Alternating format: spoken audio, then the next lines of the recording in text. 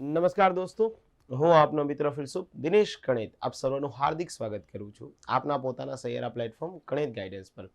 દોસ્તો, અલગ અલગ પ્રકારની ગૌણ સેવાની પસંદગી મંડળ જે છે એ ગૌણ સેવા પસંદગી મંડળની ભરતીઓ અને એના સિલેબસ જે છે એ જાહેર થઈ રહ્યા છે.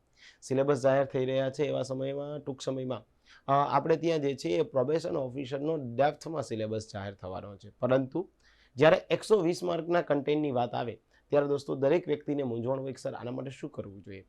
આમ તો આપ લોકો જાણો છો દોસ્તો કે એના માટે મનોવિજ્ઞાન છે, સમાજશાસ્ત્ર છે, સોશિયલ વર્ક છે, વિવિધ કાયદાઓ છે, યોજનાઓ છે, સમાજ સુધારકો છે. આ વસ્તુ આપ કરશો તો 120 માર્કમાંથી જે છે એ પ્રોબેશન ઓફિસરની ભરતીમાં આપને માર્ક મેળવવા એકદમ સરળ રહેશે. પરંતુ આજે મારે તમારે ચર્ચા એ કરવી છે કે પ્રોબેશન ઓફિસરની જગ્યાને લગતી જે માહિતીઓ છે દોસ્તો, એના માટે મોડેલ ક્વેશ્ચન કેવા હોઈ શકે અને એ મોડેલ ક્વેશ્ચન માટે થઈ અને એના જે છે એ આન્સર કેવા હોઈ શકે, એની સાથે સંકળાયેલી અન્ય કઈ કઈ બાબતો છે એ આજે આપણે ચર્ચા કરવી છે. આમ તો જે આપણો પ્રોબેશન ઓફિસરનો કોર્સ છે દોસ્તો, એમાં મોડેલ પેપર 5 હું તમને 120 માર્કનું એક આપવાનો છું, હે ને. 5 એવા અલગ અલગ 120 માર્કના એક પેપર. આજે દોસ્તો મેં તમને પ્રોબેશન ઓફિસર માટે ટોટલ લગભગ 50 જેટલા ક્વેશ્ચન જે છે હું આપના માટે લાવ્યો છે. એટલે આપણી થોડી આઈડિયોલોજી ક્રિએટ થાય કે કેવા ક્વેશ્ચન પરીક્ષામાં જે છે એ પૂછવા લાયક છે. જ્યાં એક્સપ્લેનેશનની જરૂર હશે ત્યાં આપણે એક્સપ્લેનેશન કરશું અને જ્યાં વન લાઇનર ટાઈપ હશે, એમસીક્યુ ટાઈપ હશે, સીધો જ સમજાઈ શકશે, ત્યાં કોઈ આપણે ચર્ચા કરશું નહીં. ઠીક છે, ચલો તો પહેલો ક્વેશ્ચન છે દોસ્તો, સમાજ જીવનને લગતી માહિતી એકત્ર કરી તેનું વર્ણન કરવાની વૈજ્ઞાનિક પદ્ધતિને શું કહેવામાં આવે છે. ભારત દેશમાં સમાજ જીવન અને સમાજ જીવનને લગતી અલગ અલગ પ્રકારની માહિતી જે એકઠી કરી અને એની જે છે વર્ણન કરવાની વૈજ્ઞાનિક પદ્ધતિ જે છે એમને શું કહેવામાં આવે છે. ઓપ્શન આપેલા છે દોસ્તો, એ આપેલો છે ઉપકલ્પના કહેવામાં આવે, અથવા તો સંશોધન કહેવામાં આવે, અથવા તો સિદ્ધાંત કહેવામાં આવશે, અથવા તો સર્વેક્ષણ કહેવામાં આવશે. હવે પેલા આવો ક્વેશ્ચન હોય ત્યારે દોસ્તો જલ્દબાજી ક્યારેય કરવી નહીં.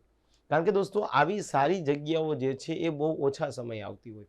એવા સમયે તમારી એક વખતની જલ્દબાજી જે છે એ તમારા નકારાત્મક પરિણામમાં જે છે તબદીલ થઈ શકે એમ છે. પહેલી બાબત શું આપેલી છે, થોડા ક્વેશ્ચનને સમજો દોસ્તો, કે સમાજ જીવનને વાત કરી છે. હવે સમાજ જીવનને લગતી માહિતી એકત્રિત કરવાની વાત આવે તો પહેલી બાબત આવશે કે અહીંયા સિદ્ધાંત. તો સિદ્ધાંત ન આવે.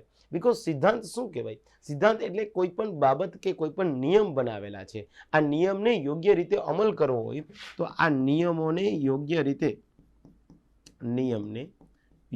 રીતે અમલ માટેની બાબતો તો જે છે એ સિદ્ધાંત કહેવાય. તો અહીંયા હું કેન્સલ કરી દઉં છું, સિદ્ધાંત નહીં આવે. સંશોધન એટલે શું? સંશોધન મતલબ કે કોઈ નવીનીકરણ કરવું અથવા તો વર્તમાનની પરિસ્થિતિમાં કોઈ ડેવલપમેન્ટ કરવું છે દોસ્તો, R&D કરવું છે ને. આજ દોસ્તો જે છે એ આજ આપ સાયન્સ એન્ડ ટેક ભણતા હોય ત્યારે આપ જોતા હશે કે પેલા ઈસરો જે છે એ ઈસરો પાસે કોઈ અત્યાધિક જે છે એ ફેસિલિટી નહોતી. ત્યારબાદ શું થયું, ધીરે ધીરે જે છે એ સંશોધન કર્યું, એના એ સંશોધન બાદ આપણને અલગ અલગ પ્રકારની વસ્તુઓ પ્રાપ્ત થઈ. એટલે સંશોધન પણ નહીં આવે, ઉપકલ્પના આવો કોઈ બાબત તો અહીંયા આવશે જ નહીં. તો છેલ્લો તમારી પાસે એક આન્સર કયો રહેશે ઓપ્શનમાં? સર્વેક્ષણ. એના સમાજ જીવનને લગતી માહિતી એકત્રિત કરી તેનું વર્ણન કરવાની વૈજ્ઞાનિક પદ્ધતિ એટલે શું થાય તો કે સર્વે કરવો. ઓકે, ચલો આગળ વધીએ. આપ દોસ્તો જે MSW કરેલા હશો, આપ BSW કરેલા હશો અને એ દરમિયાન દોસ્તો તમે જ્યારે પ્રોજેક્ટ રિપોર્ટ બનાવતા હશે ત્યારે તમે ક્વેશ્ચનરીઝ ભરાવતા હશે અને એ ક્વેશ્ચનરીઝ ભરાવતા હશે એ દરમિયાન તમે દોસ્તો અલગ અલગ વ્યક્તિઓ, અલગ અલગ સમાજ, અલગ અલગ કંપનીઓ, અલગ અલગ વર્ગ, એમની પાસેથી અલગ અલગ પ્રકારની માહિતીઓ એકઠી કરતા હશો અને માહિતી એકઠી કરી અને ત્યારબાદ તમે કોઈ પણ પ્રકારના નિર્ણય પર પહોંચશો. તો ધેટ્સ કોલ્ડ ક્વેશ્ચનરીઝ.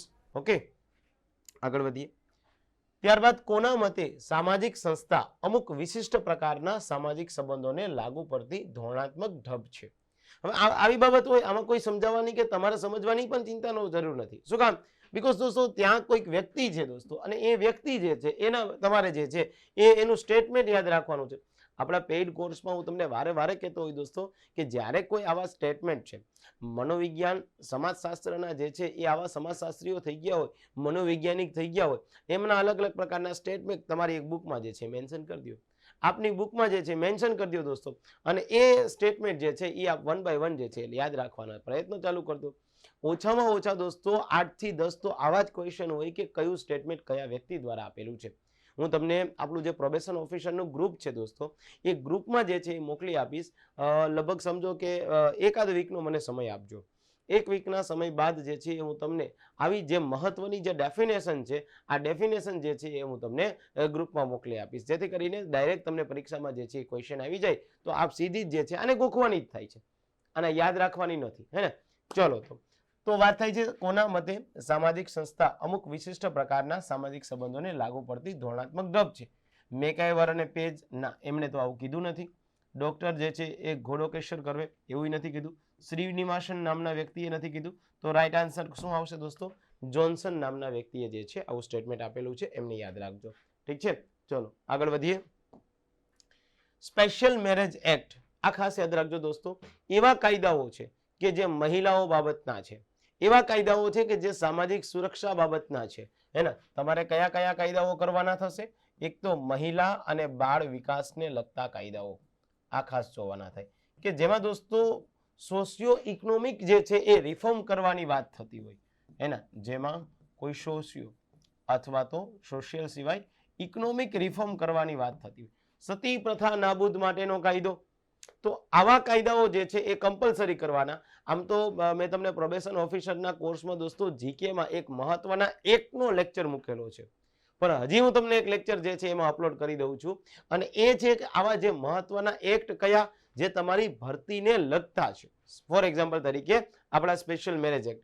એક બીજા દોસ્તો જે છે એ ભરણ પોષણને લગતા કાયદા છે, એક બીજા કયા છે? ભરણ પોષણને લગતા કાયદાઓ. કારણ કે સામાન્ય રીતે જે સામાન્ય વ્યક્તિ તૈયારી કરશે દોસ્તો એ માત્ર શું જશે? પ્રોબેશન ઓફેન્ડર એક્ટ 1958, બસ મુન્નો કન્ટિન્યુ હાઈલો જ જાય, હાઈલો જ જાય, હાઈલો જ જાય. પછી કે સર મને તો આ યાર મેં તો પ્રોબેશન ઓફેન્ડર એક્ટ કર્યો, પણ એ તમને આવડે છે તો તમારા સિવાય બીજા વ્યક્તિને પણ આવડે છે.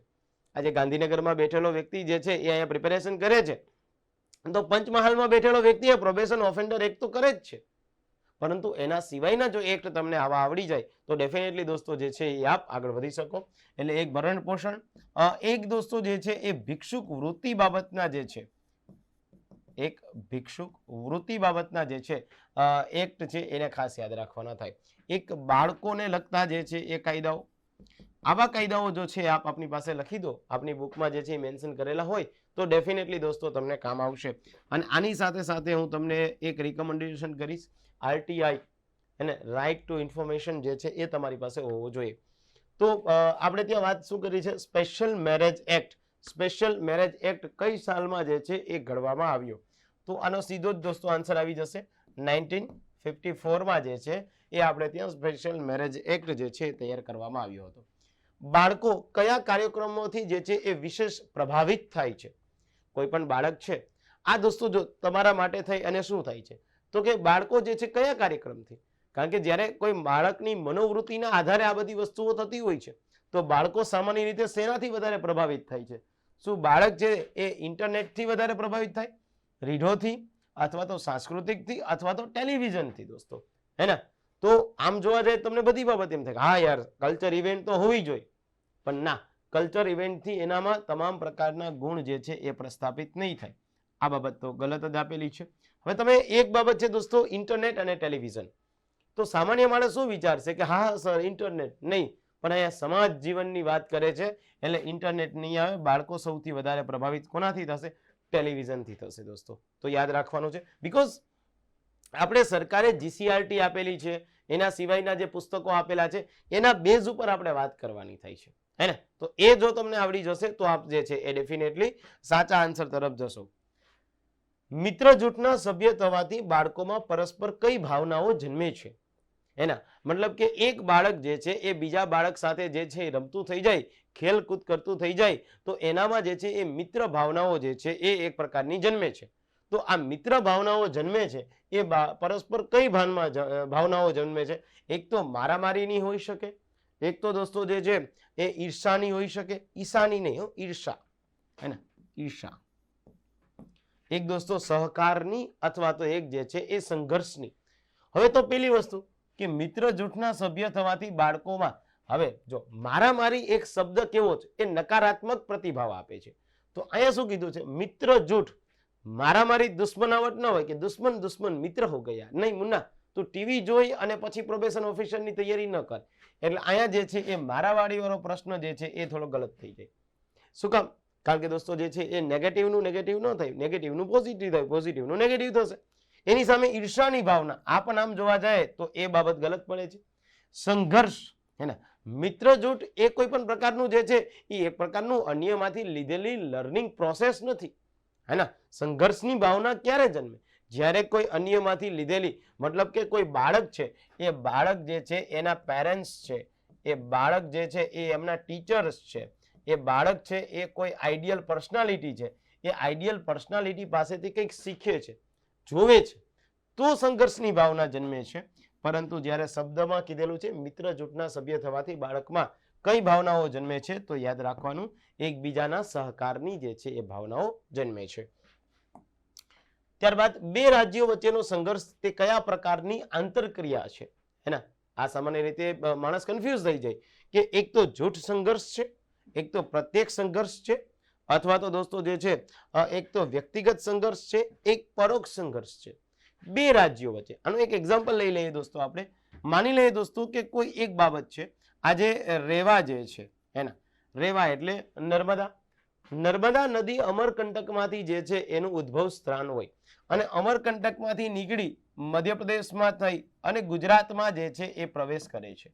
અને જ્યારે ગુજરાતમાં પ્રવેશ કરે છે અને એ જે છે એ અહીંયા આવે છે ક્યાં, તો કે હાફેશ્વર. હવે હાફેશ્વર જે છે ત્યાંથી નર્મદા નદી પ્રવેશ કરે છે.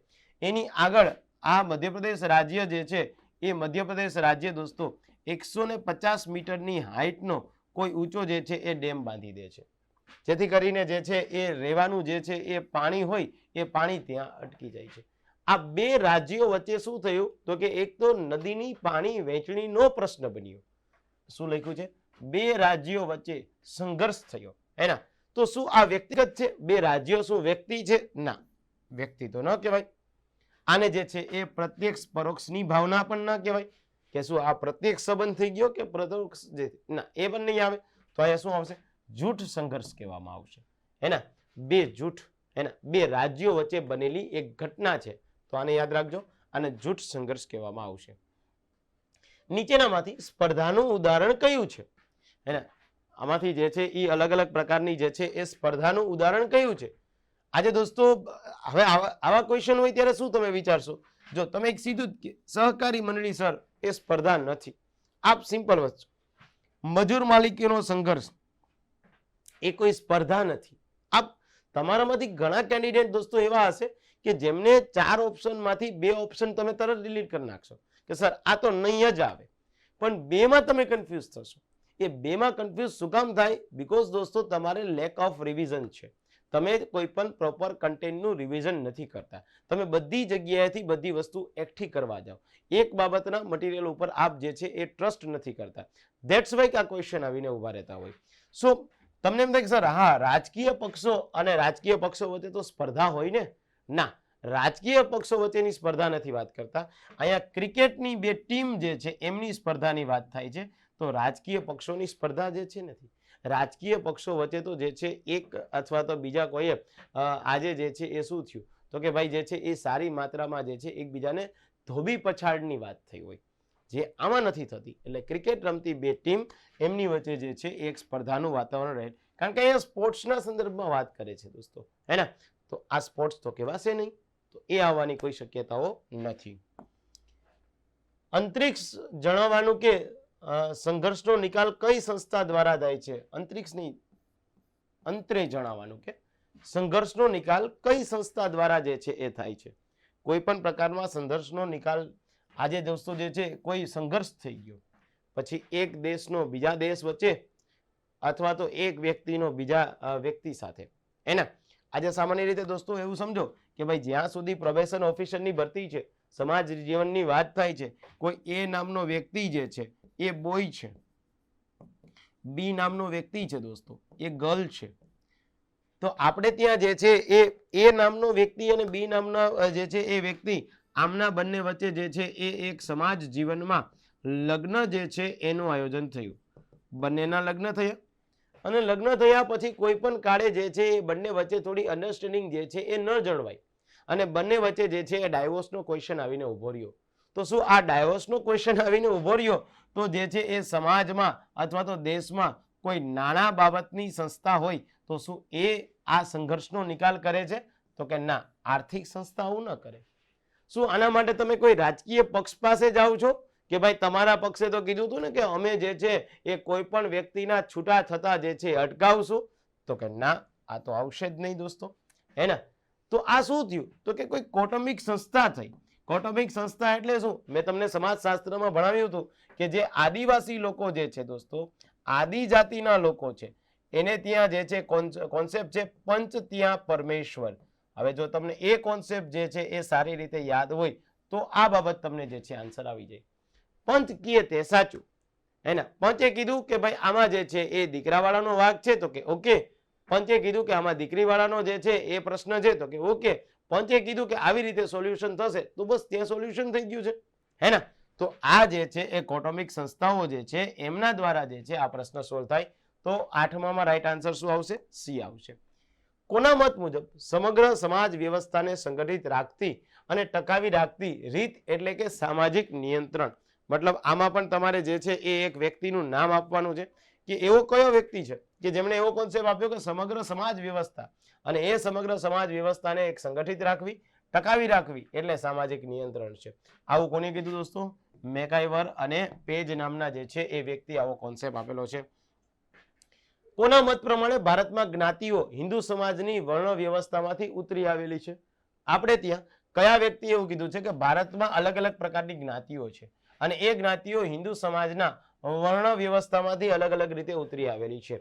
તો આવો કોન્સેપ્ટ દોસ્તો જે છે એ અરવિંદ શાહ, કે એમ કાપડિયા, નીરાબેન દેસાઈ અને એમ.એન. શ્રીનિવાસ. તો રાઈટ આન્સર શું આવશે દોસ્તો? એમ.એન. શ્રીનિવાસ નામના વ્યક્તિએ જે છે આ કોન્સેપ્ટ આપેલો છે. તો ક્વેશ્ચન શું થાય કે આપણે જ્યારે દોસ્તો ભણ્યા હતા કે ભાઈ એસસી છે, આપણે ત્યાં જે છે એ કોન્સેપ્ટ હતો એસટી, આપણે ત્યાં જે છે એ ઓબીસી.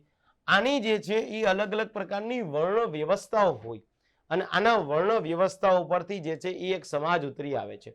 અને એ સમાજમાં આજે દોસ્તો જે છે એ આપણે ભણ્યા હતા કે ભાઈ એસસી કે એસટી છે, તો એમાં જે છે એ એસસી એસટીને ઓળખવા માટે થઈ અને અલગ અલગ પ્રકારના જે છે એ રીતભાત હોય. આજે કે ભાઈ અનુસૂચિત જાતિ છે, અનુસૂચિત જનજાતિ છે, તો અનુસૂચિત જનજાતિ એટલે એવા વ્યક્તિઓ છે કે જે સમાજથી બહુ દૂર રહે છે, જે પહાડોમાં રહે છે, જે જંગલમાં રહે છે, જે અન્ય સામાન્ય વ્યક્તિ સાથે જે છે એ સામાજિક સંબંધો બનાવવાથી થોડા ડરે છે, કારણ કે એને પોતાની સંસ્કૃતિ જે છે એ ખોઈ બેસવાનો ડર છે. તો આની અલગ અલગ વર્ણ વ્યવસ્થા છે અને એ વર્ણ વ્યવસ્થા જે છે એ એમ.એન. શ્રીનિવાસ દ્વારા જે છે એ ઉલ્લેખિત કરવામાં આવી છે. ભારતમાં સૌપ્રથમ અનુસ્થાનક કક્ષાએ સમાજશાસ્ત્રનો અભ્યાસ કયા વિશ્વવિદ્યાલયમાં જે છે શરૂ કરવામાં આવ્યો હતો? મતલબ પોસ્ટ ગ્રેજ્યુએશન કાર્યક્રમ, અને એ પણ કેમાં? તો કે સોશિયોલોજીમાં. આવા ક્વેશ્ચન ખાસ યાદ રાખવાના થશે દોસ્તો પરીક્ષાના સંદર્ભમાં. સમાજશાસ્ત્રના પિતા કોણ, મનોવિજ્ઞાનના પિતા કોણ, એ જે છે એ બાબત કઈ કઈ કોલેજમાં, કઈ કઈ યુનિવર્સિટીઓમાં શરૂ થઈ, અને એ યુનિવર્સિટીઓના નામ, એમાં ખાસ ભારત. આ બાબત તમારે જે છે એ કમ્પલસરી પરીક્ષાના સંદર્ભમાં યાદ રાખવી પડશે. તો નામ શું છે દોસ્તો?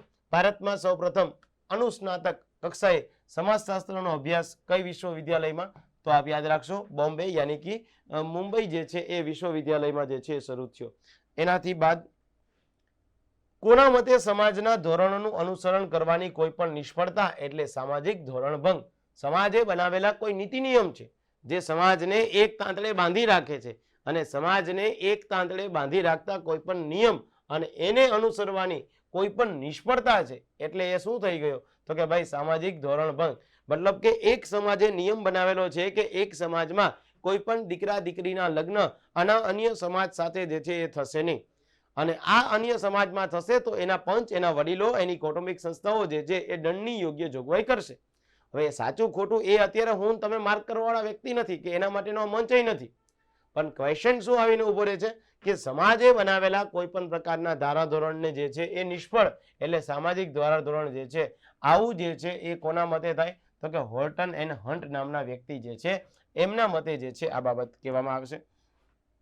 લોર્ડ રિપન જે છે એ લોર્ડ રિપન નામના વ્યક્તિએ સ્થાનિક સ્વરાજ્ય સંસ્થાઓના સિદ્ધાંત કઈ સાલમાં જે છે નક્કી કર્યા હતા? અને ખાસ યાદ રાખજો દોસ્તો, કારણ કે લોર્ડ રિપન જે છે એ લોર્ડ રિપન એમણે અલગ અલગ પ્રકારના સ્થાનિક સ્વરાજ્યના જે છે એ નિયમો બનાવ્યા હતા, અને લોર્ડ રિપને જે સ્થાનિક સ્વરાજ્યના જે નિયમો બનાવેલા છે એને જે છે ભારત દેશમાં પંચાયતી રાજના મેઘના કાર્ટા કહેવામાં આવશે. આ પણ યાદ રાખવાનું થાય. પંચાયતી રાજના મેઘના કાર્ટા. તમે એવું સાંભળ્યું હશે બંધારણનો મેઘના કાર્ટા એટલે ભારતના બંધારણનો ભાગ 3. તમે એવું પણ સાંભળ્યું હશે દોસ્તો કે ભારત દેશમાં શિક્ષણનો મેઘના કાર્ટા. તો શિક્ષણનો મેઘના કાર્ટા એટલે શું? તો કે શિક્ષણનો મેઘના કાર્ટા એટલે કે ચાર્લ્સ વુડનો ડ્રાફ્ટ. કારણ કે એમની જે ભલામણથી જે છે એ યુનિવર્સિટીની સ્થાપના થઈ હતી. અને તમને પ્રશ્ન પૂછી લે કે બંધારણનો મેઘના કાર્ટા. તો બંધારણનો મેઘના કાર્ટા મતલબ શું થશે દોસ્તો? તો કે ભાગ 3 થશે. તો કહેવાનું તાત્પર્ય એ છે. અને આમને જે છે એ સ્થાનિક સ્વરાજ્યના પિતા પણ કહેવાય છે. તો એ 1801માં તો આવશે નહીં, 1909માં બી નહીં આવે, 1947 માં નહીં આવે. તો રાઈટ આન્સર કયો આવશે દોસ્તો? 1882માં જે છે એ સ્થાનિક સ્વરાજ્યની સંસ્થાઓના સિદ્ધાંત. કારણ કે દોસ્તો ભરતી સ્પેશિયલી સમાજ કલ્યાણ વિભાગની છે. મેં તમને પંચાયતી રાજના જે છે એ 5 થી 6 લેક્ચર આપણા એપ્લિકેશનમાં મૂકેલા છે. તો મારી તમને તમામ પ્રકારના વ્યક્તિઓને વિનંતી છે આ લેક્ચર ખાસ આપ જોઈ લેજો, હે ને. અને એ લેક્ચર્સ જે છે એનાથી એક મસ્ત મજાની તમારી નોટ્સ બી બનાવી લેજો. બીકોઝ આ કોન્સેપ્ટ અને આ કોન્ટેન્ટ જે છે એ એમાં આપણે કન્સિડર કરી જ લીધું હોય છે. ત્યારબાદ દોસ્તો 73મો બંધારણીય સુધારો ક્યારે અમલમાં આવ્યો? હે ને. ભારત દેશમાં 73મો જે બંધારણીય સુધારો છે, બધા બંધારણીય સુધારા નથી કરવાના. તમને જ્યારે દોસ્તો જે છે એ બંધારણ જે છે એ કીધેલું છે. અને બંધારણમાં દોસ્તો જે છે એ ટોટલ આપણે ત્યાં કેટલા? તો કે ભાઈ 100 ને જે છે એ 6 સુધારા થયા છે. અને જે બંધારણનો આપણો જે છે એક ટોપિક છે અને એ બંધારણના ટોપિકમાં 10 માર્ક જેવું જે છે આપણું કન્ટેન્ટ છે. અને એ 10 માર્કમાંથી દોસ્તો મેં તમને આઈડેન્ટિફાઈ કરી અને માત્ર 40 સુધારાઓ કીધેલા છે. હવે આ 40 સુધારા તમને યાદ રહેવા જોઈએ. હવે જો આ જે છે એ કરો તો આને કહેવામાં આવશે મજૂરી. આને શું કહેવાય? મજૂરી. અને આ જ કરો છો તો આને કહેવામાં આવશે દોસ્તો સ્માર્ટ વર્ક. મેં તમને બધા જ સુધારા નથી કીધેલા, માત્ર 40 એવા સુધારા કીધેલા છે કે જે તમારી પરીક્ષામાં અને કોમ્પિટિટિવ એક્ઝામમાં મહત્વના છે. તો આ સુધારાના 3 લેક્ચર મેં મૂકેલા છે, એ આપણે જોઈ લેવા પડશે. બધી વસ્તુ ફ્રીમાં નહીં આપું. આ જે છે એ બહુ સારી ભાષામાં બોલું છું, હે ને. ઘણા નથી કહેતા સર મારી પાસે તો જે છે એ ધોરણ 11 12ના જીસીઆરટીના જે છે એ પ્રશ્ન જવાબ છે. મુના જીસીઆરટીના પ્રશ્ન જવાબ છે, આ તું ફાઇન કરી લે, ચલ જા. તારી પાસે જીસીઆરટીના ક્વેશ્ચન છે ને કે નવનીત પબ્લિકેશનના છે, 11માં 12માના છે, આ ક્યાંકથી તું ફાઇન્ડ આઉટ કરતો આવ, જા. ન મળે દોસ્તો. બીકોઝ આજે દરેક વ્યક્તિ જે છે એ દોસ્તો બધા પાસે જીસીઆરટી 9માં 10માં ધોરણની 11માં 12માં ધોરણની હોય જ છે. તો ક્વેશ્ચન કેમ એમાંથી બેઠા બેઠા નથી આવતા? એના માટે થોડું સ્માર્ટ વર્ક, એના માટે પરીક્ષાની પદ્ધતિ, પરીક્ષાનો ડિપાર્ટમેન્ટ તમારી પાસે કેવી સારી અપેક્ષા રાખે છે, આ વસ્તુ આપને ખ્યાલ આવવો જોઈએ, હે ને. બાકી બેઠે બેઠું આવડતું હોય તો મારી તમારી ક્યાં જરૂર છે? તો તમે જીસીઆરટી વાસ કરી લો અને એમાંથી વાંચી લો મસ્ત મજાની. એવું નથી થતું દોસ્તો, હે ને. તો હાર્ડવર્ક અને સ્માર્ટ વર્ક આ બેનો થોડો ભેદ સમજજો. હા, તો આપણે વાત એ કરતા હતા 73મો બંધારણીય સુધારો ક્યારે અમલમાં આવ્યો, હે ને. તો એના માટે દોસ્તો જે છે એ 73મો સુધારો અને 74મો સુધારો. આ 73મો સુધારો પંચાયતી રાજનો છે અને 74મો સુધારો દોસ્તો જે છે એ નગરપાલિકા મહાનગરપાલિકાનો છે. આ બંને સુધારા છે એ 1990માં નહોતા, 2000માં બી નહોતા, 94માં બી નહોતા. તો યાદ રાખવાનું 24 એપ્રિલ 1993. એટલા જ માટે 24 એપ્રિલને આપણે શું કહેવાય દોસ્તો? પંચાયતી રાજ દિવસ તરીકે ઉજવવામાં આવે છે. કયો દિવસ? પંચાયતી રાજ દિવસ. ઓકે, ચલો આગળ વધીએ. કયા પ્રકારનું આંદોલન શાંતિપ્રિય અને અહિંસક હોય છે? કોઈ પણ પ્રકારનું આંદોલન જે છે એ શાંતિપ્રિય અને અહિંસક હોય છે. એ કયું? ક્રાંતિકારી. જો શબ્દ જ છે ક્રાંતિકારી, હે ને. આપણે નથી જ્યારે જે છે એ કોઈ પ્રકારના સુધારાવાદી બાબતો ભણતા હોય ત્યારે તમે લાલ બાલ પાલ આવું તમે નામ સાંભળ્યું હશે. કારણ કે એ લોકો ક્રાંતિકારી પ્રવૃત્તિઓને થોડા વેગ આપતા હતા. બધા લોકો પોતપોતાની રીતે સાચા જ હતા, પરંતુ અહીંયા જે છે વાત કરવામાં આવે છે આંદોલન, અને એ પણ શાંતિપ્રિય અને અહિંસક. તો ક્રાંતિકારી બાબત એ કોઈ દિવસ અહિંસક ન હોય. એક વિરોધાત્મક નેગેટિવ જ અર્થ દર્શાવે છે એટલે આ પણ ન હોય. પ્રતિરોધાત્મક એ પણ ન હોય. તો રાઈટ આન્સર શું આવશે? જે સુધારાવાદી આંદોલન થયા, હે ને, એ સુધારાવાદી આંદોલન કેવા થયા? આપણા દેશમાં ઘણા બધા આંદોલન હિંસક હતા. ચોરાચોરીનો કાંડ, તો આ કાંડ કેવો થઈ જાય દોસ્તો? એ હિંસક કહેવાય. પરંતુ તમને જે છે એ આજે ના કર, આજે આપણે મહાત્મા ગાંધીજી છે, એ મહાત્મા ગાંધીજીએ છે એ મીઠાના કાયદાનો ભંગ કર્યો, તો એ આંદોલન કેવું હતું? તો એ આંદોલન અહિંસક હતું, એને શાંતિપ્રિય હતું. તો આવા આંદોલન જે છે એને શું કહેવાય? સુધારાવાદી આંદોલન. સતી પ્રથા નાબૂદીના કાયદાઓ હે ને આંદોલન થયા, પણ અહિંસક આંદોલન કહેવાય એને. તો 15મા ક્વેશ્ચનમાં રાઈટ આન્સર આવશે બી. બ્રહ્મ સમાજની સ્થાપના કોના દ્વારા કરી છે? આપમાંથી જે એપ્લિકેશન જેમણે પરચેસ કરી છે, પ્રોબેશન ઓફિસરનો કોર્સ પરચેસ કર્યો છે દોસ્તો, એમાંથી ઘણા બધા ભાઈઓ જે છે એ સારું સૂચન આપતા હોય છે, અને એ સૂચનના બેઝ ઉપર જે છે એ આપણે કામય કરતા હોય છે. એટલે તમારું એક સૂચન એવું છે કે સર એક સમાજ સુધારકો જેટલા છે અને એ સમાજ સુધારકોએ જેટલા કામ કર્યા છે એનો એક લેક્ચર જે છે એ સ્પેશિયલ પ્રોબેશન ઓફિસરના કોર્સમાં મળી જાય તો કારણ કે દોસ્તો તમારે કામ જ એ કરવાનું છે, સોશિયલ રિફોર્મ માટે જ તમે જે છે એ ડિપાર્ટમેન્ટમાં આવો છો. તો કહેવાનો તાત્પર્ય એ છે કે થોડો સમય મળશે એટલે હું તમને એક સમાજ સુધારક માટેનો સ્પેશિયલ લેક્ચર જે છે એ આપણા જે છે એ એપ્લિકેશનમાં મૂકી દઈશ, અને વોટ્સઅપના ગ્રુપમાં તમને ઇન્ફોર્મ કરી દઈશ કે ભાઈ એક લેક્ચર આપણે મૂકેલો છે, લગભગ આ જ વીકમાં જે છે હું તમને મૂકી દઈશ. ઓકે, કારણ કે મેં તમને ગઈકાલે જ વાત કરી હતી દોસ્તો પ્રોબેશન ઓફિસરના કોર્સમાં કે મહત્વમાં જે છે એ પંચવર્ષીય યોજના 5 યર પ્લાન, એને ધોરણ 12ની સમાજશાસ્ત્ર અને એમાં 8મું ચેપ્ટર છે એમાં પંચવર્ષીય યોજનાનો કોન્સેપ્ટ છે જ, તો મેં તમને પંચવર્ષીય યોજના મૂકી દીધી. જીસીઆરટીમાં થોડી ઓછી આપી છે, આમાં મેં તમને તમામ પ્રકારની પંચવર્ષીય યોજના મૂકી દીધી, જેથી કરીને તમારે કોઈ ચિંતાનો વિષય નહીં રહે. ઓકે, તો ક્વેશ્ચનની જ્યાં સુધી જે છે એ માંગ છે કે બ્રહ્મ સમાજની જે છે સ્થાપના કોને કરી, તો યાદ રાખજો રાજા રામમોહન રાય. ત્યારબાદ ફિલ્મ જગતનો પ્રતિષ્ઠિત એવોર્ડ કોના નામે આપવામાં આવે છે? એના ફિલ્મ જગત, અને એ ફિલ્મ જગતનો હંમેશા યાદ રાખવાનું કે ફિલ્મ જગતનો અવોર્ડ છે દોસ્તો, અને એ ફિલ્મ જગતનો અવોર્ડ છે તો બટ ઓબિયસ છે કે નામ કોનું હોય, તો એ નામ જે છે એ કોઈ દિવસ અહીંયા કોઈ સંતનું ન હોય, અહીંયા નામ કોનું હોય દોસ્તો કે જે ફિલ્મ જગત સાથે સંકળાયેલા વ્યક્તિ હોય એનું જ હોય. એટલે આપ થોડા કન્ફ્યુઝ થાવ. હવે કન્ફ્યુઝ થાવ એટલે જો અહીંયા બધા નામ કેવા છે, એને રાજ કપૂર, તો આ તો ન જ આવે, એના પૃથ્વીરાજ કપૂર તોય ન આવે. પણ ઘણા લોકો જે છે સંગીતના દીવાના હોય, એના ઘણા લોકો જે છે એ સારી રીતે જે છે એની લાઈફમાં કોઈ પદ્મા હોય કે ન હોય પણ એ પદ્માના ગીત સાંભળતો હોય મુન્નો, હે ને. તો આ ધ્યાન રાખજો, આપણે આને કોઈ ટીકા નથી કરતા, આને એક મજાક તરીકે જ લેવો. ઘણાની લાઈફમાં પદ્મા નથી તોય એ ગીત જે છે એ સાંભળે છે, અને ઘણા લાઈફમાં પદ્મા છે એટલે જ એ ગીત નથી સાંભળતું, કારણ કે એને કીધું ને કે મારી લાઈફમાં તો છે યાર, તો કે મારે ક્યાં સાંભળવાની જરૂર છે. સો લતા મંગેશકર દોસ્તો જે છે અહીંયા ખોટું પડશે, 1954, અને ત્યારથી આપણે ત્યાં દાદા સાહેબ ફાળકે જે છે એ એવોર્ડ આપવામાં આવે છે, અને 1969 સોરી 1969 થી જે છે એ દાદા સાહેબ ફાળકે એવોર્ડ આપવામાં આવે છે, અને એ દાદા સાહેબ ફાળકે એવોર્ડ જે છે એ આપણે ત્યાં સર્વશ્રેષ્ઠ જે છે એ એવોર્ડ છે. ઓકે, અને દેવિકા રાણી પેલી મહિલા, દેવિકા રાણી પ્રથમ એવી મહિલા છે કે જેમને દાદા સાહેબ ફાળકે એવોર્ડ પ્રાપ્ત થયો છે. ચલો ડન. ચલચિત્રની ટેકનોલોજીની શોધ કોણે કરેલી છે? આપણે ત્યાં જે છે અલગ અલગ પ્રકારના જે છે એ ચલચિત્ર છે દોસ્તો, એ ચલચિત્રની ટેકનોલોજીની શોધ શું ગુટેનબર્ગે કરેલી છે? ના. માર્કોનીએ કરેલી છે? ના. જ્યોર્જ ઇસ્ટમેને કરેલી છે? તો ના. તો નામ શું આવશે? થોમસ આલ્વા એડિસન જે છે એમના નામના વ્યક્તિએ જે છે એ ચલચિત્ર જે છે એ ચલચિત્રની શોધ કરેલી છે, તો એક એને યાદ રાખજો. હા, મતલબ બીજી બાબત શું છે ચલચિત્રમાં એટલે શું, તો કે બલ્બ, અહીંયા ખાસ યાદ રાખજો આમે.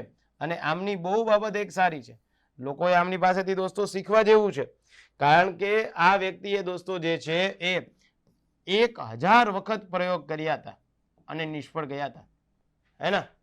તો કોઈ વ્યક્તિ જે છે એ મીડિયાના પર્સન હશે, એ મીડિયાના પર્સને જે છે થોમસ આલ્વા એડિસનને પૂછ્યું કે સાહેબ આપ 1000 વખત પ્રયોગ કરો છો, આપ નિષ્ફળ જાઓ છો, તો તમે શું કામ આવું કરો છો? ત્યારે થોમસ આલ્વા એડિસન સાહેબે બહુ સારો જવાબ આપ્યો કે મુન્ના 1000 વખત જે છે મેં પ્રયોગ કર્યા છે, હું નિષ્ફળ ગયો છું, પણ મારી આવનારી પેઢી જે છે એ આવા 1000 વખત તો કોઈ એક્સપેરિમેન્ટ કરશે જ નહીં, બીકોઝ હું લખતો જઈશ કે આનાથી તો તમારું પોટેન્શિયલ આઉટપુટ નહીં મળે, હે. આવા મહારથીઓ થઈ ગયા છે એટલે તેને યાદ રાખીએ છીએ. તો એનાથી વિશેષ આપણે યાદ રાખવાનું થાય છે દોસ્તો, ફિલ્મ સેન્સર બોર્ડ નું ગઠન ક્યારે કરવામાં આવ્યું છે, હે ને. તમે મૂવી જોવા જતા હશો હે ને મૂવી જોવા જે છે એ જાઓ છો અને એ સમયગાળા દરમિયાન તમારું જે છે એ મૂવી શરૂ થાય ત્યારે દોસ્તો એક જે છે આવું તમને પ્રમાણપત્ર આવી જતું હશે.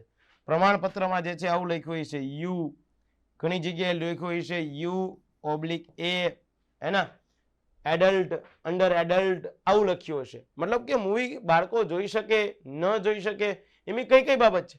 આને એક નામ આપવામાં આવ્યું છે CBFC. શું કહેવાય આને? CBFC, central board of film certification. Central board of film certification મતલબ કે કોઈ એવી મૂવી જે છે શૂટ થઈ તે કે જે ક્યાંક આપત્તિજનક તો નથી ને, સમાજના બે વર્ગ વચ્ચે જે છે એ વર્ગ વિગ્રહ તો નથી કરી દેતી ને, તો એના માટે થઈ અને એક જે છે એ સેન્સર બોર્ડ બનાવવામાં આવ્યું છે. તો ક્વેશ્ચન તમને એ આપવામાં આવ્યો કે સેન્સર બોર્ડ જે છે એનું ગઠન આપણે ત્યાં જે છે માહિતી પ્રસારણ વિભાગ છે, મંત્રાલય છે, એમના અંતર્ગત થાય છે. અને આ સેન્સર બોર્ડ ક્યારથી છે તો કે 1952. પરંતુ પરીક્ષામાં એવા પણ પ્રશ્નો પૂછી શકે દોસ્તો, CBFC નું ફૂલ ફોર્મ આપો. અને આ તો મેં તમને સેન્સર બોર્ડનો ક્વેશ્ચન કીધો, પણ સેન્સર બોર્ડને જે છે એ શોર્ટ ફોર્મમાં કહેવાય CBFC, central board of film certification. It's not certificate. આ ખાસ યાદ રાખજો. આવી નાની નાની બાબતો દોસ્તો યાદ રાખવી આપણા માટે ખૂબ અગત્યની છે. ભારતનું સૌપ્રથમ દૈનિક વર્તમાન પત્ર કયું છે? એને આપણે બહુ બધી વખત ઇતિહાસમાં જોયું છે. ભારત દેશનું પ્રથમ જે છે એ દૈનિક વર્તમાન પત્ર એટલે Bengal gazette, Kolkata gazette, Mumbai gazette અથવા તો એક પણ નહીં. તો રાઈટ આન્સર શું આવી જશે દોસ્તો? બંગાળ ગેજેટ જે છે એ પેલું છે. ઉદારીકરણમાં કઈ બાબત ઉપર જે છે એ ભાર મૂકવામાં આવ્યો છે? આપણે ત્યાં દોસ્તો જે છે એ LPG આવું મેં તમને જે છે એ સમજાવેલું હતું. તો ઉદારીકરણ જે છે એ ઉદારીકરણ ઉપર કઈ કઈ બાબતનો જે છે એ ભાર, એના મેં તમને એવું કીધું હતું કે 1991 ત્યારે આપણે ત્યાં જે છે એ ડોક્ટર મનમોહનસિંહ જે તે વખતના આપણા ફિનાન્સ મિનિસ્ટર અને આપણા જે છે એ પ્રાઇમ મિનિસ્ટર કોણ હતા તો કે PV નરસિમ્હા રાવ. એમણે જે છે ધંધા રોજગારના ડેવલપમેન્ટ માટે લિબરલાઇઝેશન, પ્રાઇવેટલાઇઝેશન અને ગ્લોબલાઇઝેશન જે છે એ ઉદારીકરણ, ખાનગીકરણ, વૈશ્વિકીકરણનો કોન્સેપ્ટ આપ્યો હતો. કોની મધ્યસ્થીથી? તો પ્રશ્ન પૂછી શકાય વર્લ્ડ બેંક અને IMF. આમની મધ્યસ્થીના લીધે જે છે તો આમાં ક્યાંય સમાજ જીવન તો આવ્યું નહીં, માનવ કલ્યાણ તો આવ્યું નહીં. તો રાઈટ આન્સર શું આવી જશે દોસ્તો? ઉદ્યોગ અને વેપાર માટે જે છે એ ઉદારીકરણ એટલે યાદ રાખવું. વિવિધ દેશોની અર્થવ્યવસ્થા, સમાજ અને સંસ્કૃતિ પર અસર કરતી કઈ પ્રક્રિયા છે? વિવિધ દેશોની અર્થવ્યવસ્થા. અહીંયા જો, અહીંયા મેં તમને શું કીધું? લિબરલાઇઝેશન, ઉદારીકરણ, ધંધા રોજગાર પ્રત્યે ઉદાર થઈ. આપણા ભારત દેશની કેન્દ્રની ચૂંટાયેલી સરકાર ધંધા રોજગારો પોતાના હસ્તગત રાખ્યા હતા. આવા હસ્તગત ઉદ્યોગને જે છે એ ખાનગી માટે જે છે અને જે છે એ શું કર્યું તો કે મુક્ત કર્યા કે ભાઈ ખાનગી વ્યક્તિ હોય જે છે ઘણા બધા ધંધાઓમાં પહેલા ઇન્વોલ્વ નહોતા થઈ શકતા, હવે થઈ શકે. જેમ કે સંરક્ષણ, રેલવે અને ગ્લોબલાઇઝેશન એટલે કે વૈશ્વિકીકરણ. એક દેશના લોકો બીજા દેશની સંસ્કૃતિ સાથે જોડાય, ધંધા રોજગાર સાથે જોડાય અને જે છે એ બંને દેશની ઇકોનોમિકનો જે છે એ ગ્રોથ થાય. સાયન્સ એન્ડ ટેકની દ્રષ્ટિએ જોડાય, કલ્ચરની દ્રષ્ટિએ જોડાય, માઇગ્રેશનની દ્રષ્ટિએ જે છે એ જોડાય. તો ક્વેશ્ચન શું આવ્યું અહીંયા કે ભાઈ વિવિધ દેશો અને એ દેશોની અર્થવ્યવસ્થા અને એ અર્થવ્યવસ્થા સમાજ સંસ્કૃતિ પર અસર કરતી બાબત એટલે શું? એનું શું કહેવાશે દોસ્તો? વૈશ્વિકીકરણ યાની કે ગ્લોબલાઇઝેશન જે છે એ કહેવાશે. ત્યારબાદ રાષ્ટ્રીય મહિલા પંચ કાનૂન ક્યારે ઘડવામાં આવ્યો હતો? National commission four women. એના બંધારણમાં દોસ્તો મેં તમને ખાસ કીધેલું છે, એના જો શક્ય હશે તો મેં તમને એક લેક્ચર મૂકવાનું કીધેલું છે. યુટ્યુબમાં એક લેક્ચર હું સ્પેશિયલ આના પછી એવો મૂકું છું કે સ્પેશિયલી એમાં કોઈ બીજી ડેમો લેક્ચર નહીં, એમાં કોઈ MCQ નહીં. એમાં જે છે માત્ર હું એવો જ લેક્ચર મૂકીશ કે ભાઈ પ્રોબેશન ઓફિસર અને પ્રોબેશન ઓફિસરની ભરતી માટે કયા કયા ટોપિકને ધ્યાનમાં લેવા,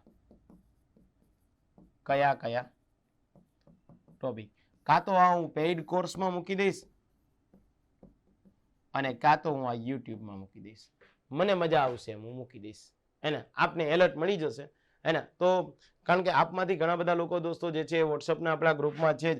તમારામાંથી જે લોકો જે છે એ વોટ્સઅપના ગ્રુપમાં ન હોય એ આ નંબર ઉપર તમારું પૂરું નામ અને જિલ્લાનું નામ લખી અને મોકલી દેજો. અને તમને એ પણ ખ્યાલ ના આવતો હોય કે પ્રોબેશન ઓફિસરની તૈયારી કેમ કરવી, તો તો પણ હું આપને સમજાવી દઈશ. ઓકે, અને પેઇડ કોર્સ લેવો હોય તો પણ આ જ નંબર છે. એટલે આમાં જે છે એ હું એક લેક્ચર સ્પેશિયલ, કારણ કે આવા ટોપિકો કરવા પડશે, હે ને, એ જે આપને ખ્યાલ નહીં આવે. શું આપેલું છે દોસ્તો? રાષ્ટ્રીય મહિલા પંચ કાનૂન ક્યારે જે છે એ તૈયાર કરવામાં આવ્યો? નેશનલ કમિશન ફોર વિમન મહિલાઓની પરિસ્થિતિઓ બાબતે જે છે એ અભ્યાસ કરશે, મહિલાઓની પરિસ્થિતિ બાબતે સરકારને સૂચન કરશે, મહિલાઓની નીતિ બાબતે સરકારને સલાહ આપશે.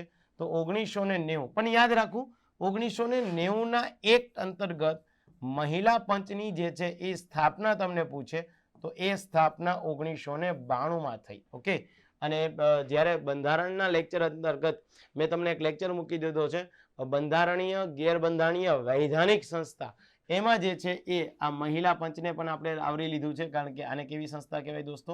વૈધાનિક યાની કે નિયમનકારી સંસ્થા કહેવામાં આવશે. ઓકે, ચલો આગળ વધીએ. ત્યારબાદ યોજનાઓ સૌથી વધારે અગત્યની થતી હોય, અને એ પણ યોજનાઓ મહિલા બાળ વિકાસની, આરોગ્યની યોજનાઓ, હે ને. યોજનાઓ કઈ કરવાની છે મેં તમને ઓલરેડી કીધેલું છે દોસ્તો. એક તો મહિલાઓની, ત્યારબાદ બાળકોની, ત્યારબાદ આરોગ્યની, ત્યારબાદ જે છે એ સ્કિલ ઇન્ડિયાની, ત્યારબાદ જે છે એ શિક્ષણની, હે ને, અને ત્યારબાદ જે છે એ સામાજિક જીવનની, સમાજ કલ્યાણની, સમાજ કલ્યાણ, આવી યોજનાઓ, અને ખાસ પંચાયતી રાજની યોજનાઓ, આવા બધા ડિપાર્ટમેન્ટની યોજનાઓ કરી લેવી. ઓકે, તો ચિરંજીવી યોજના જે છે એ કયા પ્રકારની યોજના છે? આમ તો આપણે પેઇડ કોર્સમાં યોજના પણ મૂકી દીધેલી છે, હે ને. તો એ યોજના આપણે જોઈ લીધી હશે. મેં બધા ડિપાર્ટમેન્ટની યોજના જે છે આપણા કોર્સમાં મૂકેલી છે.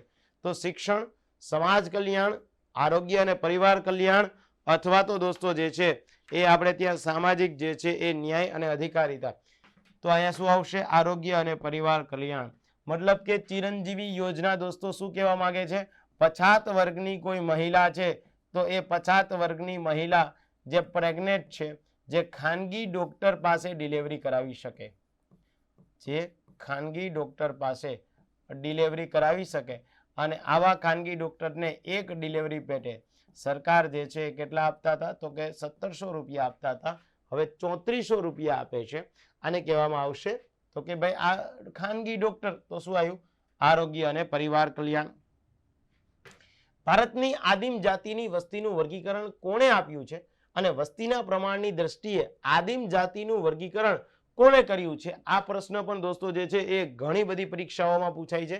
તો યાદ રાખજો, જે આદિમ જાતિ છે એ આદિમ જાતિનું વર્ગીકરણ કોણે આપ્યું છે? તો અહીંયા જ્યારે તમને વેરિયર, ડોક્ટર વેરિયર, સૌથી વધારે તમને મૂંઝવતો પ્રશ્ન કે અહીંયા જે છે એ તમે આ બંનેને તો દૂર જ કરી દેશો કે સર એ તો નહીં જ આવશે, પણ પછી ડોક્ટર વેરિયર અને ડોક્ટર જે છે એ બ્રિજરાજમાં તમે જે છે કન્ફ્યુઝ થાવ તો યાદ રાખવાનું કે રાઈટ આન્સર શું આવશે? ડોક્ટર બ્રિજરાજ ચૌહાણ આવશે. ભારતે કઈ સાલમાં અસ્પૃશ્યતા નાબૂદી કાનૂન જે છે એ બનાવ્યો હતો? એના મેં તમને આખો કોન્સેપ્ટ સમજાવ્યો છે દોસ્તો. અનુચ્છેદ 17 છે, એ અનુચ્છેદ 17માં અસ્પૃશ્યતાની નાબૂદી છે. એમાં જે છે મેં તમને ભેદભાવ સમજાવ્યો હતો.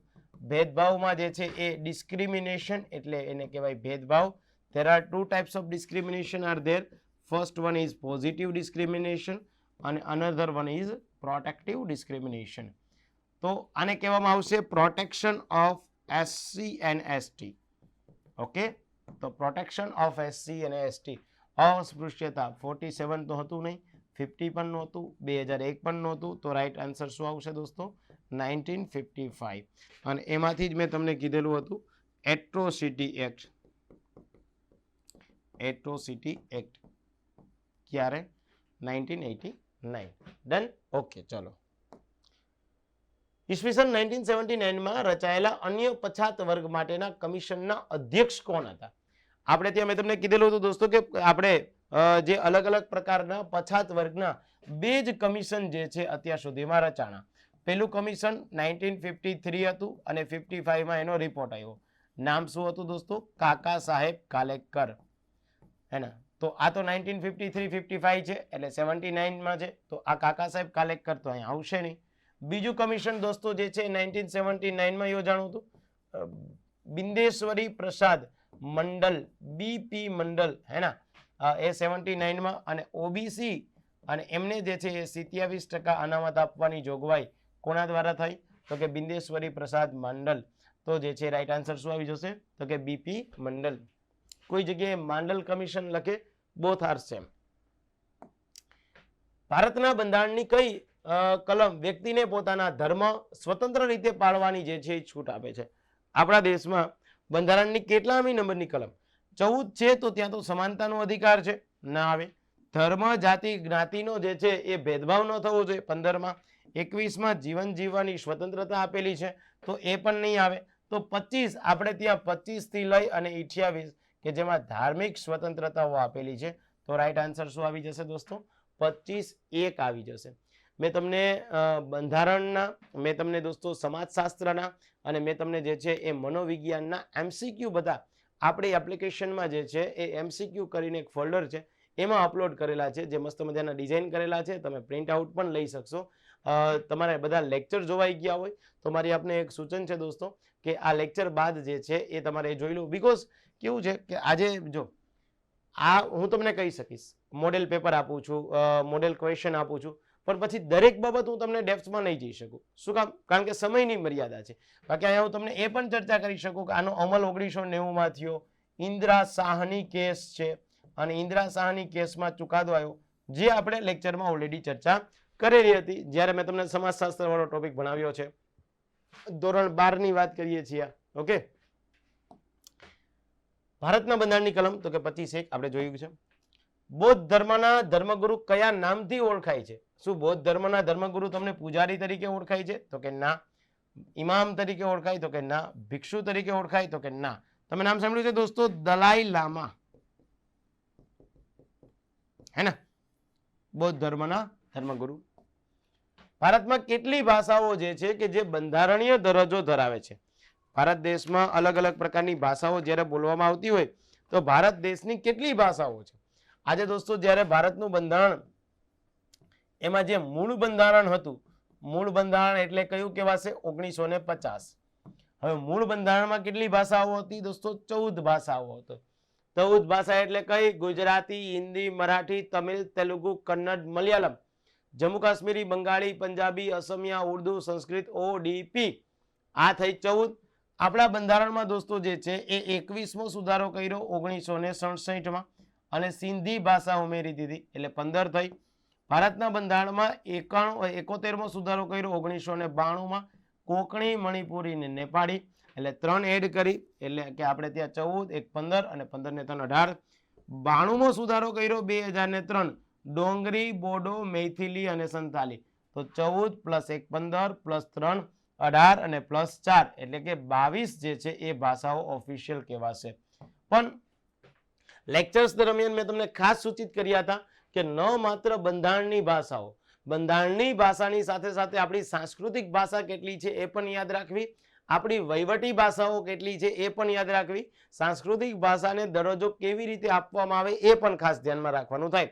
કારણ કે દોસ્તો બોલીઓ, લોકબોલીઓ આવો એક આપણો ઓલરેડી ટોપિક છે, તો એ ટોપિકને ધ્યાનમાં રાખવો આપણા માટે હિતાવહ રહેશે. રાષ્ટ્રીય એકતા સર્જનાર પાયાનું પરિબળ કયું છે? કોઈ પણ રાષ્ટ્ર, એના એક રાષ્ટ્ર છે અને એ એક રાષ્ટ્ર જે છે દોસ્તો એનું સર્જન કરનાર કોઈ પાયાનું પરિબળ. આવા ક્વેશ્ચનમાં હું ડેફિનેટલી આપને કહું છું કે દોસ્તો તમારે જે છે એ ક્લીન બોલ્ડ થવાની ચોક્કસ પ્રમાણે શક્યતા રહી છે. બીકોઝ રાષ્ટ્રીય એકતા આવે એટલે તમે પેલું લોકશાહી જ સમજો છો, અહીંયા લોકશાહી ન આવે દોસ્તો. એટલે પહેલો જ ઓપ્શન એવો આપી દીધો તમે એક કુંડાળું કરીને આવો જ, કારણ કે મેથ્સના સરે શીખાડેલું છે મુન્ના ઓપ્શન પ્રમાણેથી જ આવું. મુન્ના તું ખુદ કોઈકની લાઈફમાં ઓપ્શન છે. બીજું આવશે નાગરિકની ફરજો, ના. ત્રીજું આવશે વાહન વ્યવહારના સાધનો, આ તો એક કોમન મેન તરીકે તમે જાણી શકો. તો જે બાબા સાહેબ આંબેડકર છે અને એ ડોક્ટર બાબા સાહેબ આંબેડકરે જે છે ભારતનું બંધારણ લખ્યું છે અને એમાં જે છે એમણે પોતાના જે છે એ મગજની ઉપજ અત્યારે આપણે જે છે 75 વર્ષ પછી એ સારી રીતે જોઈએ છીએ.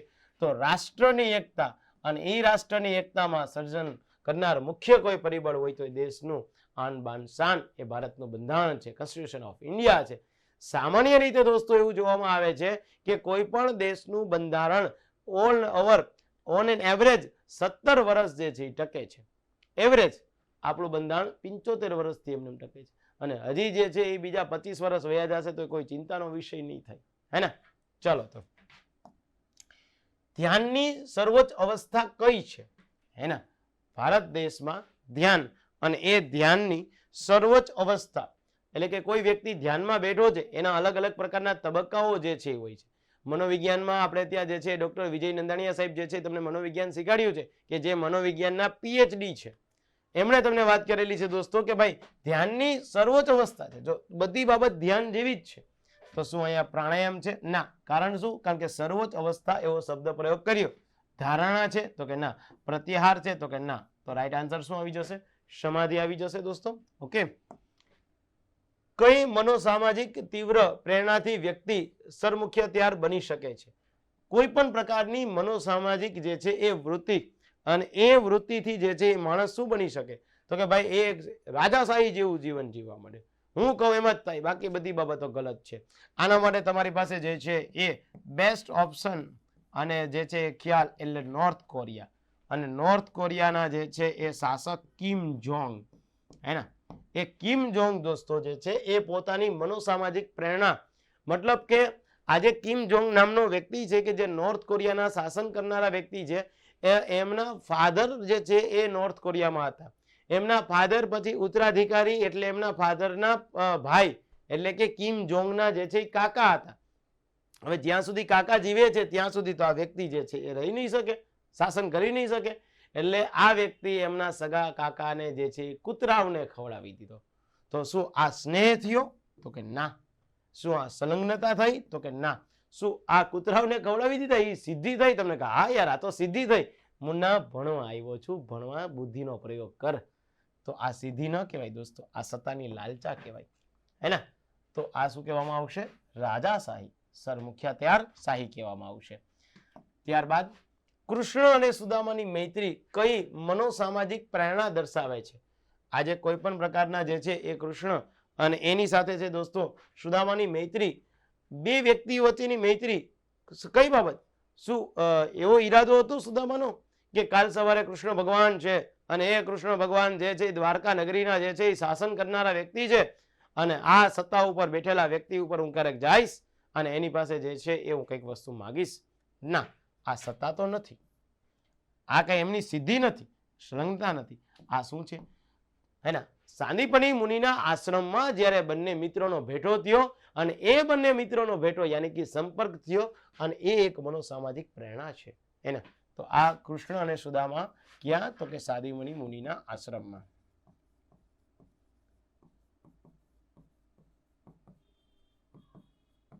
ઓકે, ચાલો. શારીરિક દોષના આધારે વાત પ્રકૃતિ, પિત્ત પ્રકૃતિ, કફ પ્રકૃતિ એમ 3 પ્રકારો પાડ્યા છે. કયા વ્યક્તિએ?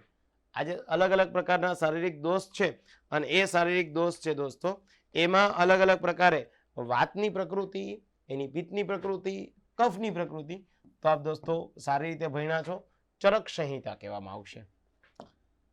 કયા મનોવૈજ્ઞાનિકનું માનવું છે કે વિચાર ભાષાને ઘડે છે? આજે કોઈ મનોવૈજ્ઞાનિક છે કે દોસ્તો એમણે કીધું છે કે જે વિચાર છે એ અલગ અલગ પ્રકારની જે છે એ ભાષાને જે છે એ ઘડે છે. તો આમાં શું આવશે? તો કે જીન પિયાજે નામનો વ્યક્તિ જે છે એ આવશે. ચલો, હા, હું અહીંયા તમને કોઈ એવી વસ્તુ છે કે મારે તમને પેઇડ કોર્સમાં દોસ્તો હજી આપવાની છે, એ હું મેન્શન કરી દઉં એટલે મને પણ પાછું ભૂલાય નહીં. એક વસ્તુ સમાજ સુધારકો જે છે એ આપવાના છે, હે ને. આ સમાજ સુધારકો જે છે એક લેક્ચર આપણે અપલોડ કરવાનો છે. તેની સાથે દોસ્તો એક લેક્ચર સ્પેશિયલી એ આપણે યુટ્યુબમાં આપણે અપલોડ કરવાનો છે. અલગ અલગ પ્રકારના ટોપિક્સ કયા છે એ. બીજો એક લેક્ચર છે મેં તમને કીધું હતું કે અલગ અલગ પ્રકારની ડેફિનેશન છે, હે ને. એ ડેફિનેશનનો એક ટોપિક મારે તમને વ્યવસ્થિત કરીને આપવાનો છે. હું તમને એક્ટ તો મેં ભણાવ્યા છે પણ હજી કંઈક જે છે એ સમાજ કલ્યાણને લગતા વિવિધ એક્ટ જે છે એ હું તમને કરી દઈશ. ઓકે, તો આ 3 બાબત હું તમને કરી દઈશ. આપ દોસ્તો કોઈ પણ પરીક્ષામાં ગણિત ગાઈડન્સ જે છે એ કેટલું ઉપયોગી થાય એ જોવું હોય તો આપ બેઠે બેઠા દોસ્તો મેં યુટ્યુબમાં લેક્ચર લીધેલા છે, આપ જોજો. STI આ પરીક્ષા જે છે 200 માર્કમાંથી દોસ્તો અલગ અલગ ફેકલ્ટી શ્રીએ ભણાવેલું 80 માર્કના ક્વેશ્ચન. આસિસ્ટન્ટ મેનેજર GPSC એ પરીક્ષા લીધી છે, હે ને. 200 માર્ક ટેકનિકલના જેમાં કાયદાઓ છે, 75 ક્વેશ્ચન.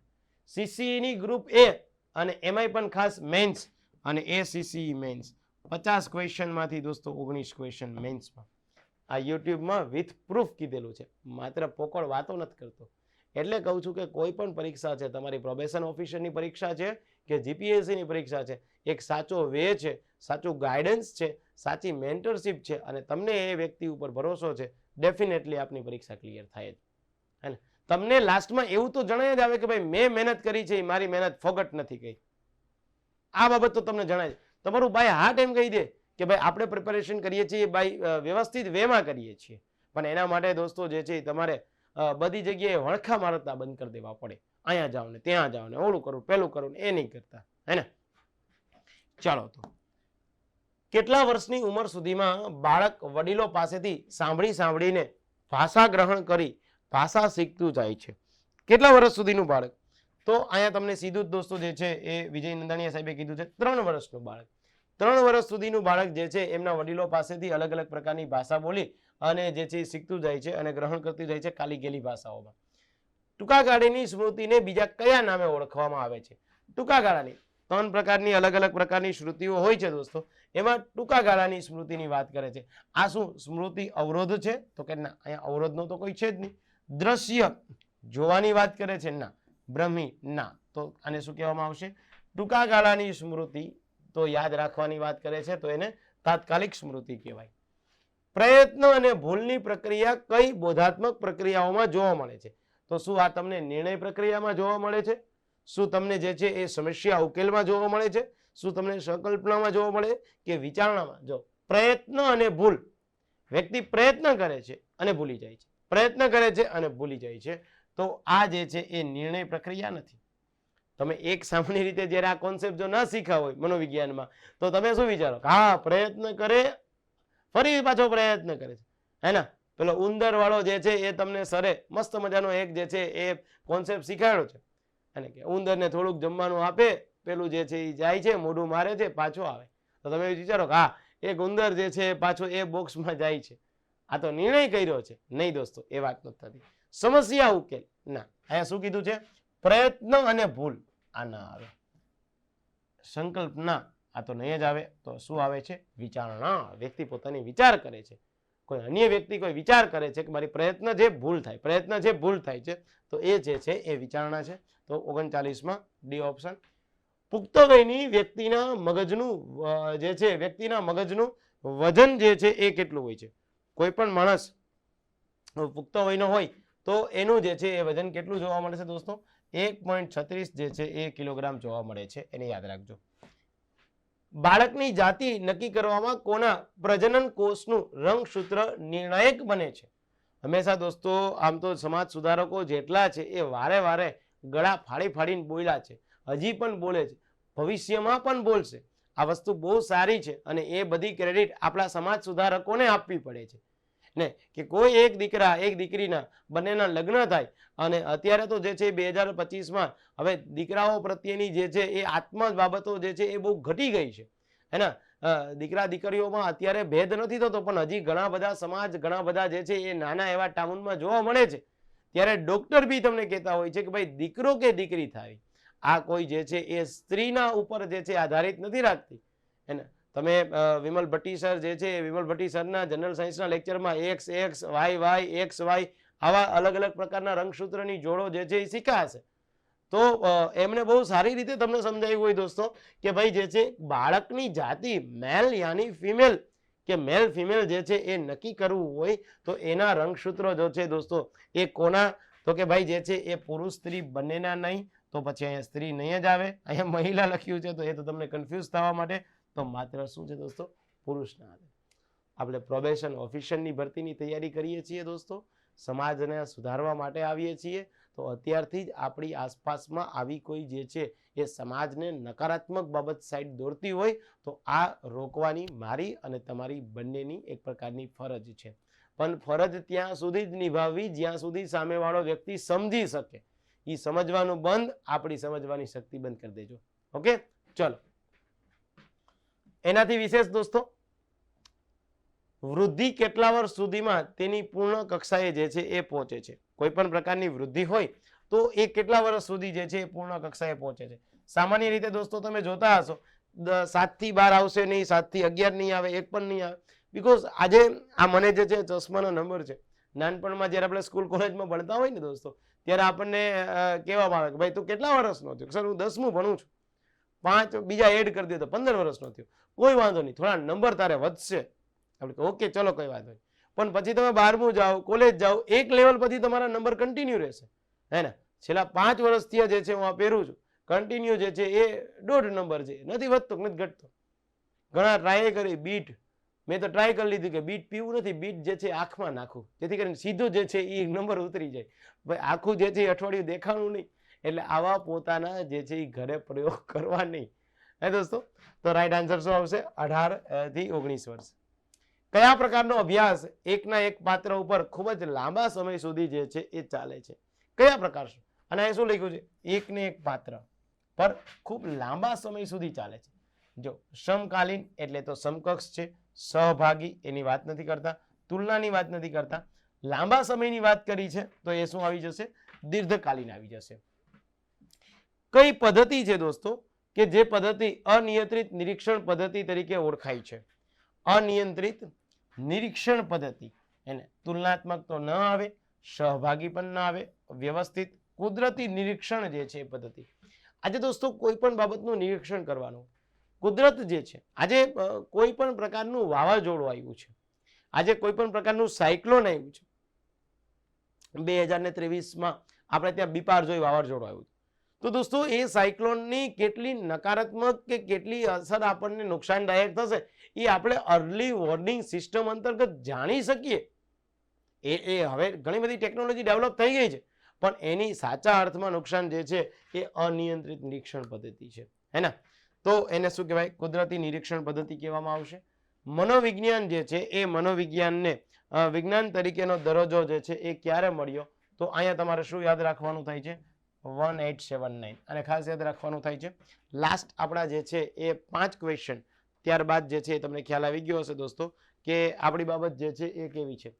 ત્યારબાદ દોસ્તો જે છે એ અલગ અલગ પ્રકારના વર્તનવાદના જે છે એ પ્રેરણતા, વર્તનવાદના જે છે એ પ્રેરણતા કોને કહી શકાય? તો કે વોટસનને કહી શકાય. ત્યારબાદ કોહલરે કયા પ્રાણી પર જે છે એ પ્રયોગ કર્યો હતો એ તમને યાદ આવવું જોઈએ. તો કોહલરનો પ્રયોગ જે છે સરે બહુ સારી રીતે જે છે એ ચિમ્પાન્જીને જે છે એ સમજાવ્યા છે તમને. ત્યારબાદ આસપાસના પર્યાવરણ સાથે કામ પાડવા માટે પ્રાણી કે વ્યક્તિને શું મેળવવું જરૂરી છે? આસપાસના જે છે એ પર્યાવરણ સાથે કામ કરવા માટે ધીરજ તો કંઈ હોય નહીં, તાકાતની વસ્તુની વાત નથી કરતા, સર્વોપરી તો અહીં શું આવી જશે? શિક્ષણ જે છે આવી જશે. લેખકોમાં કયા પ્રકારની બુદ્ધિ જે છે એ વધુ પ્રગટ થાય છે? અવકાશીય બુદ્ધિ છે, ત્યારબાદ જે છે એ નૈસર્ગિક બુદ્ધિ છે, ભાષાકીય બુદ્ધિ છે અને સાંઘિક બુદ્ધિ છે. તો 49માં જે છે એ શું આવશે દોસ્તો? તો કે ભાષાકીય જે છે, કારણ કે કોઈ પણ લેખક છે તો એની ભાષા પર પકડ હોય. બુદ્ધિ અંગેનો ચિત્ર પરિણાત્મક સિદ્ધાંત કોણે આપ્યો હતો? બુદ્ધિનો ત્રિપરિણાત્મક સિદ્ધાંત જે છે એ કોણે આપ્યો હતો? તો અહીંયા શું લખજો દોસ્તો? ગિલફર્ડ નામના વ્યક્તિનું આપજો. તો આ બાબત હતી દોસ્તો આપણા 50 એવા મોડેલ ક્વેશ્ચન, અને 50 મોડેલ ક્વેશ્ચન આપણી પ્રોબેશન ઓફિસરની ભરતીને લગતા. જો આવી જ રીતે પ્રિપેરેશન કરવી હોય વેમાં, તો આપણી કણેત ગાઈડન્સ એપ્લિકેશન છે દોસ્તો, જેમાં સ્પેશિયલ પ્રોબેશન ઓફિસરની ભરતી માટેનો જે છે એ એક કોર્સ જે છે એ આપણે અપલોડ કરેલો છે. એના માટેની જો વિશેષ વાત કરું તો આ પ્રોબેશન ઓફિસરની ભરતીમાં તમને શું મળશે? તો આ પ્રોબેશન ઓફિસરની ભરતી છે અને આ ભરતી માટેનો સ્પેશિયલ કોર્સ છે દોસ્તો, અને એ જે છે સામાજિક ન્યાય વિભાગ છે. અને એ સામાજિક ન્યાય વિભાગ જે છે કે જેમાં તમને પ્રોબેશન ઓફિસરની ભરતીના સ્પેશિયલ જે છે એ લેક્ચર્સ આપણે આપશું. એમાં એક તો સિલેબસ મુજબ જે 120 માર્કનું અલગ અલગ પ્રકારનું કન્ટેન્ટ છે, એમાં જે મહત્વના એક્ટ છે, યોજના છે, બંધારણ છે, સમાજશાસ્ત્ર છે, એ હું દિનેશ ગણેત આપને ભણાવવાનો છું. અને જે સાયકોલોજી છે દોસ્તો, હે ને, એના માટે થઈ અને આપણે ત્યાં વિજય નંદાણીયા સાહેબ છે. સોશિયોલોજીના અમુક ટોપિક જે છે એ હાર્દિક મોદી સર ભણાવશે. પરીક્ષા અંગેનું કરંટ અફેર્સ પણ આ જ કોર્સમાં આપણે લઈ લેશું. અને પીડીએફ માટે તમને તમામ પ્રકારનું મટીરિયલ હું પ્રોવાઈડ કરી દઈશ. ઓકે, હવે તમારે આ એપ્લિકેશન પરચેસ કરવી હોય તો એક તો દોસ્તો તમારે શું કરવું પડશે? તો કે ભાઈ તમારે પ્લે સ્ટોરમાં જવાનું, કણેત ગાઈડન્સ એપ્લિકેશન ડાઉનલોડ કરવાની થાય છે, તમારા મોબાઈલ નંબરથી લોગિન કરવાનું. મેથ્સ રિઝનિંગ તમને આ કોર્સમાં નથી આપતો, બીકોઝ અત્યાર સુધીમાં લગભગ 100 ને જે છે એ 70 કરતાં વધારે વ્યક્તિઓ છે બધાનું એવું કહેવાનું છે કે સર અમારી પાસે મેથ્સ રિઝનિંગની અલગથી એપ્લિકેશન છે, તો અમને માત્ર કન્ટેન્ટ જે 120 માર્કનું છે એ આપો તો અમારા માટે ઘણું સારું રહેશે. તો એના માટે થઈ અને આપણે ત્યાં તમારે જે છે પ્લે સ્ટોરમાંથી ગણિત ગાઈડન્સ એપ ડાઉનલોડ કરી મોબાઈલ નંબરથી લોગિન કરી અને ગૌણ સેવા આવું એક ફોલ્ડર બનેલું છે GSSB, અને એમાં જે છે એ સક્ષમ પ્રોબેશન ઓફિસર કોર્સ છે. નામ જ આપ્યું છે સક્ષમ બનાવવાના છે સમાજને. પ્રાઇસ છે 3,850, 65% ડિસ્કાઉન્ટ બાદની પ્રાઇસ છે. એટલે પોતાની બુદ્ધિમત્તા જે છે એ ચલાવી અને એવું ન વિચારતા કે 3,850 માંથી સર 65% નહીં દોસ્તો. ઓકે. અને વિશેષ કંઈ પણ પ્રકારની માહિતી જોતી હોય તો મેં આપને નંબર પણ આપ્યો હતો, આપ ડેફિનેટલી જે છે એ પૂછી શકો. હું તમને આના મોડેલ પેપર પણ આપવાનો છું અને ટુ ધી પોઈન્ટ જે છે એ પ્રોબેશન ઓફિસરને, અને પ્રોબેશન ઓફિસરની ભરતીમાં દોસ્તો કોઈ ડિટેલમાં સિલેબસ આવશે તો ડિટેલમાં સિલેબસ પણ આપણે આમાં જ કવર કરશું. એટલે એના માટે પણ તમારે કંઈ અલગથી એપ્લિકેશન જે છે એ લેવાની જરૂરિયાત ત્યારે નહીં થાય. ઓકે, ચલો તો થેન્ક યુ વેરી મચ દોસ્તો. આપ સર્વ મિત્રોએ જે છે લેક્ચર નિહાળ્યો એ બદલ આપનો ખૂબ ખૂબ આભાર. આવજો, bye, see ya and wish you all the very best.